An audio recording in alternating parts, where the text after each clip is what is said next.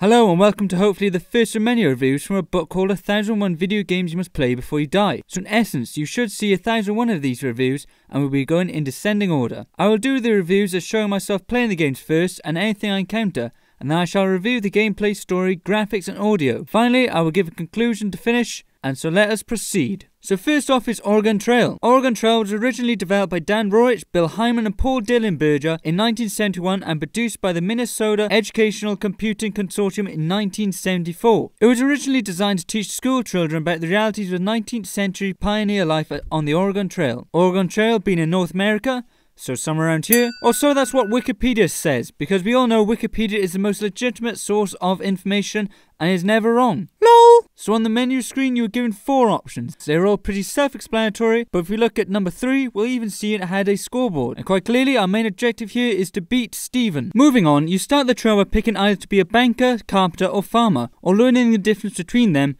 But where's the fun in that? So I came to my decision by, I'm not into fucking people over or fucking family. Take that, the South.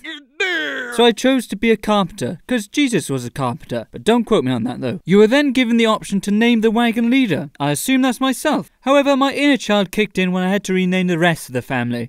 Or wagon party. Cum, tits, ass, and Steve. Fucking Steve. And then asked when you want to leave. Depending on what you choose, you could end up with not enough grass for oxen, or cold weather due to it being winter when you travel, or if you get it just right, things should go swimmingly. So I chose May. Was it a good choice? I have no idea. I am then presented with $800 which I must spend wisely on provision at Matt's General Store. At Matt's General Store you can buy the usual: oxen, food, clothing, ammunition and spare parts. Matt offers his general advice for travelling to Oregon, however at times it can be crap. But he does charge exceptionally good prices. 2 oxen for $40, that's a steal compared to today's prices of $1,200. Again, using the most legitimate of sources. I buy my shit though and get out, although quickly realising I shouldn't have bought as many oxen, but I just couldn't resist. We then hear the first sounds of the entire game, Yankee Doodle. This song being completely ironic as we are leaving this town. You are then presented with what you like to do in your journey. Pretty self-explanatory again, with you being able to choose the 3 options of pace you can go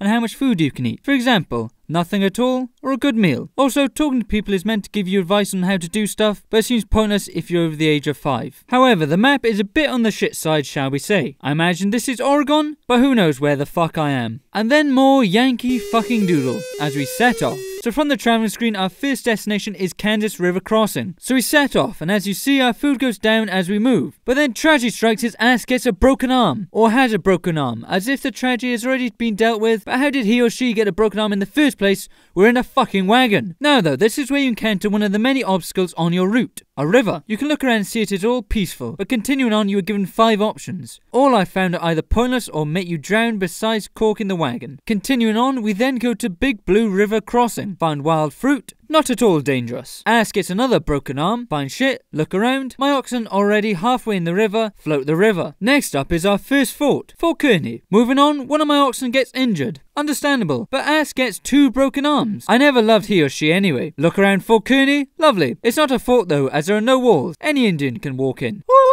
Onto Chimney Rock. There it is. Wonderful. And there it plays Auld Lang Syne. Yeah. Next, Fort Laramie. I somehow take the wrong trail. It's only a straight line. How I did that, I don't even know. Arriving at the fort, we are immediately thrown into a scene where Indians are attacking fort with sponsorship from Nike. I changed the pace. It's strenuous now, motherfuckers. You ain't getting any nice treatment, ass. Independence Rock is next. More suspicious fruit, find dead people's clothes, and then we find that Independence Rock has been vandalised by the likes of Charlie, Desmet, Johnson, S21, Phillips, and Zeke. Those hooligans. Onto South Pass. Apparently inadequate grass is all around me. Very little water. I may have to do a Bear Grylls. At South Pass I met an Indian that's horse cast a shadow of a space invader. I've got an 8-bit Mona Lisa in the back of my wagon, and via the use of magic I've expanded to 4 wagons now. Then I change up the food rations. Ass and Steve, you get meager. The game then gives you a choice of options to go. These don't affect the overall outcome at the end I imagine, but I chose Fort Bridger. On the way to Fort Bridger, I changed up the food rations again.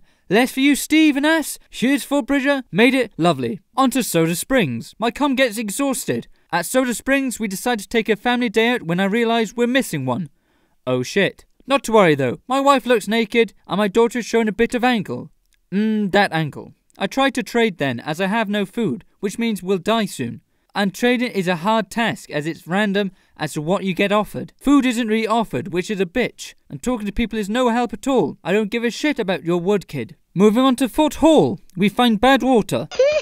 And then my ass gets measles. Cum gets cholera, then suddenly, ass dies. Good. We make it to Fort Hall and see some deer.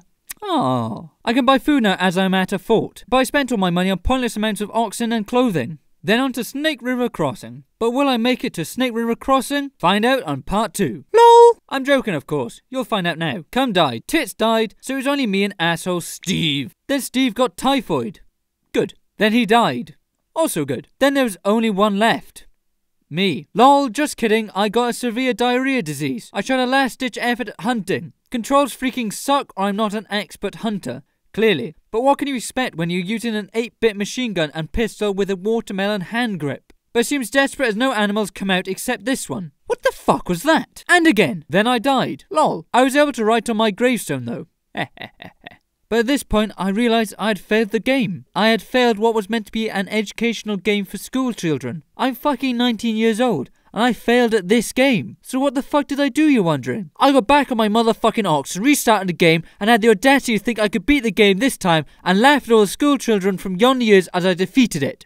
Well, I imagine the only person who didn't complete this game was that one kid you always had one year who had a bit of a silly brain. So I became Jesus again and came back from the dead, acquiring new family members named Spunk, Boobs, Booty, and Steve. I got less oxen, food and ammunition this time and got a shit ton more food, and I was off. I changed my pace to grueling. We're going all out this time, motherfucker. I get to Kansas River Crossing. I float across that river like a boss. I go to Big Blue River Crossing and I float like a boss across that river as well. Fort Kearney next. No problem. Chimney Rock, I've seen it before. Fort Laramie doesn't bother me. I lost a day. Who gives a fuck? Vandalized Independence Rock? Bring it on. I brought it. My wagon axe broke. I still don't give a flying fuck. So I'd be the hunter again. This time, no one leaves alive. South Pass, you say? Too easy. But then tragedy strikes as Spunk gets aggressive diarrhea syndrome. Do I care? Nope. I go to Fort Bridger. The end. A natural carbonated source of water next, you say? No problem. Not until I've rested though, because I care about my second family. I lose a day and an oxen gets injured. I didn't like that one anyway. You're next on my map, Fort Hall. Too bad. I broke a wagon wheel without even moving. I repaired it like a pro and moved on and owned Fort Hall. Up ahead are snakes in the river whereby there's a crossing. Challenge accepted. But not until Spunk gets a broken leg. This must be hard as he or she has violent diarrhea and a broken leg. Two things I would not like to have when I'm sleeping. And then find myself being robbed in the middle of the night by a thief. Grief-stricken by that he carried 56 bullets in 4 different coloured boxes. I didn't know if I could carry on. I think my story ends here, guys.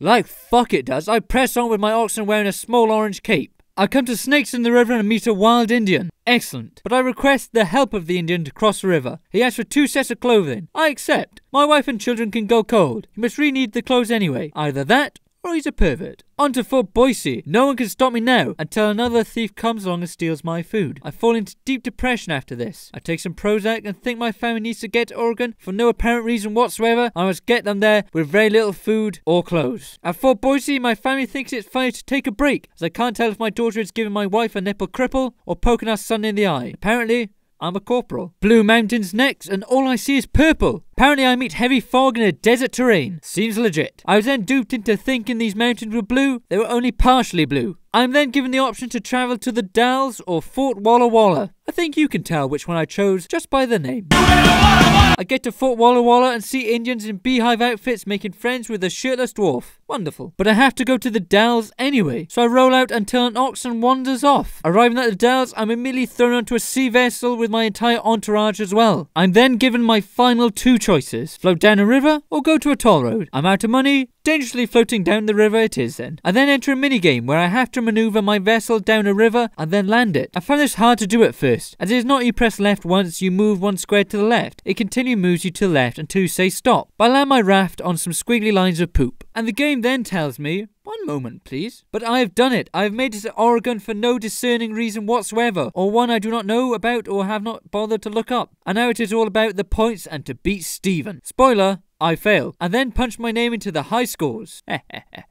Now you see me play and complete the game, onto the reviewing part. The gameplay is meh. I cannot really expect much from a 70s educational game. Everything was straightforward typing apart from the hunting, which are a bit clunky, plus the minigame isn't something I'm used to, although it made a nice conclusion to the whole adventure and spiced things up. But all in all, it's hard to mess up on the gameplay element. Now the story. What story? Yes, I know, no idea what it was or why I needed to go to Oregon. Maybe Americans know, but being British, I don't. So I can't give a reasonable conclusion, except my point of view. There is no story. The graphics of this game are pretty good, especially compared to other games that were on the Apple II computers, and the portraits of the places were pretty darn good, I thought. Well done, MECC. And the audio? Well, I wasn't expecting Hans Zimmer, but it had a nice collection of children's songs, most of which I didn't know.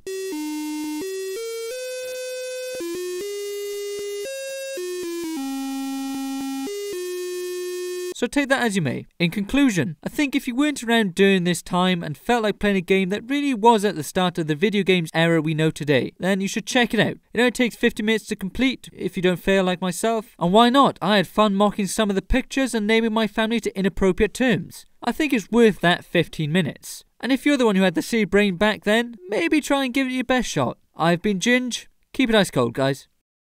Hey guys, it's Ginge. I just want to say a big thank you for watching to the end of the video. If you liked it, please can you click like, and if you really liked it, just click favourite. And of course, you want to see more, subscribe button's up there. Yeah, these are going to happen every Wednesday, I hope. So hopefully, check this space next week, and you'll see now the next review will be Pong. So get ready for that. Keep you guys cold again, guys. I'll catch you guys. I'll leave you some music to chill out with. Ciao.